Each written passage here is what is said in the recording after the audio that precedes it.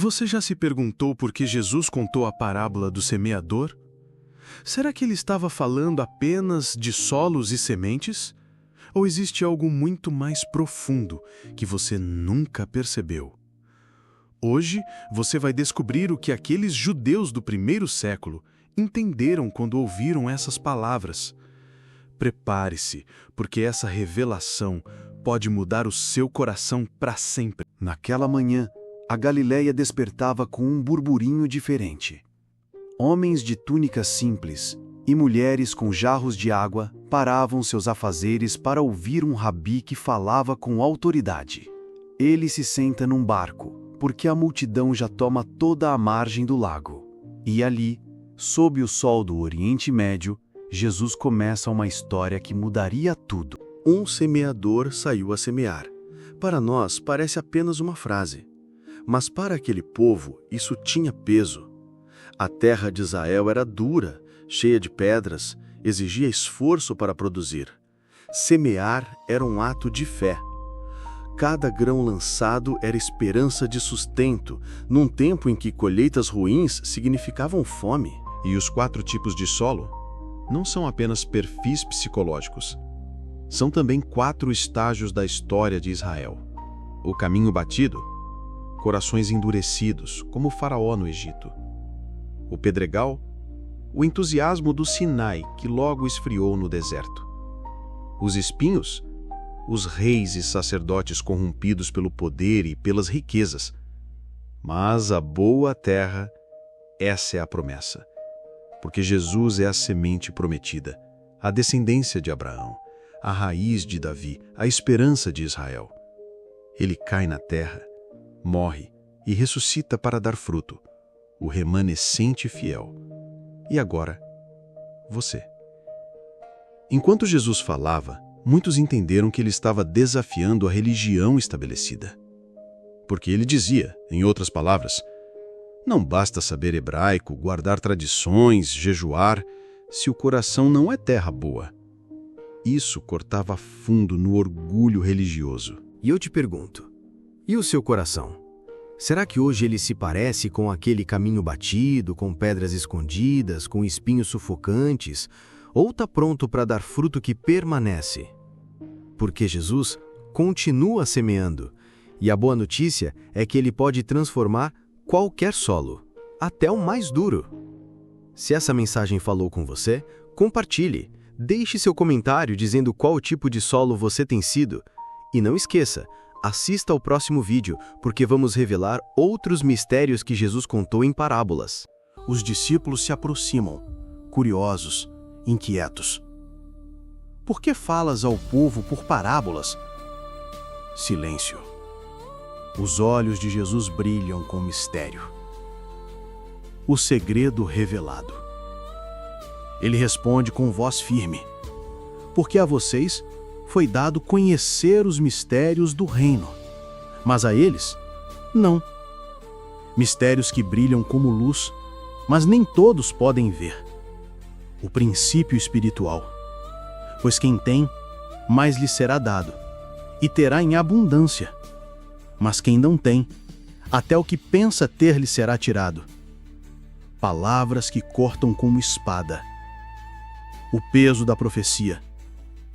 Jesus ergue os olhos e diz: por isso lhes falo por parábolas, porque vendo, não veem.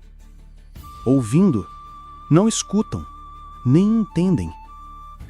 E o silêncio pesa. Jesus cita o profeta: cumpre-se neles a profecia. Ouvireis, mas não compreendereis. Vereis, mas não enxergareis. E a tensão entre passado e presente. Jesus veio por sua causa. Ele quer que você veja e escute os mistérios do reino de Deus. Quando alguém ouve a mensagem do reino e não a entende, é como uma semente lançada à beira do caminho. O solo está duro, como corações petrificados pelas tradições, que se fecharam à voz do Eterno. Então vem o maligno, sorrateiro como uma ave faminta, e arranca a palavra antes que tenha vida. Nada floresce, nada muda. Só fica o vazio do que poderia ter sido. Mas há quem receba a semente em solo pedregoso. O coração vibra, explode em alegria como Israel no Sinai declarando fidelidade eterna. Mas quando o sol da perseguição queima e a pressão aperta, a raiz não existe. A promessa vira pó. O entusiasmo que parecia fé se cala e o brilho inicial se apaga como uma chama ao vento. Outros deixam a semente cair entre espinhos. São os desejos traiçoeiros, os encantos do poder, a voz sedutora das riquezas, como os reis e sacerdotes que negociaram a alma para manter Roma por perto. A palavra tenta crescer, mas os espinhos sufocam. Nada floresce. É uma vida cheia, mas estéril diante de Deus. E há a boa terra, um coração arado pelo arrependimento, regado pela esperança. Nele a semente não só germina, mas cria raízes profundas, resiste à tempestade, cresce erguida para o céu. Esse solo dá fruto 30, 60, 100 por um. É o reino rompendo a história, vencendo trevas e erguendo luz.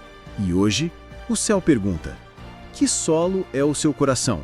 O campo está pronto. O trigo amadureceu, mas no meio dele, o joio também cresceu. No primeiro século, todo judeu entendia essa cena. Era a linguagem da terra do trabalho diário, sob o sol da Galileia. Eles sabiam, joio e trigo parecem iguais até o dia da colheita. Agora o dia chegou. Jesus falou disso: deixai crescer juntos até a ceifa. Era mais do que agricultura. Era sobre destino eterno. O lavrador esperou pacientemente, porque arrancar antes do tempo destruiria a boa colheita. Mas no final, não há mais espera. A cena muda. O céu se abre. A luz corta as trevas. É hora de separar.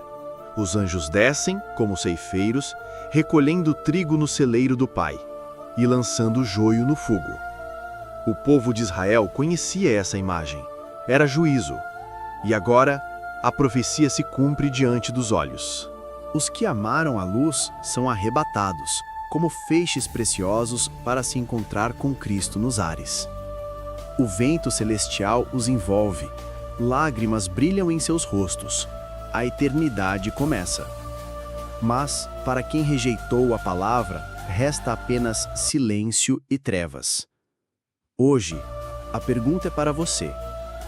Será que sua vida é trigo ou joio? Porque o tempo da colheita Você sabia já que Jesus começou. contou uma parábola tão profunda que a maioria das pessoas nunca percebeu o verdadeiro segredo dela? Ele falou sobre tesouros enterrados, pérolas raríssimas e até fermento no pão.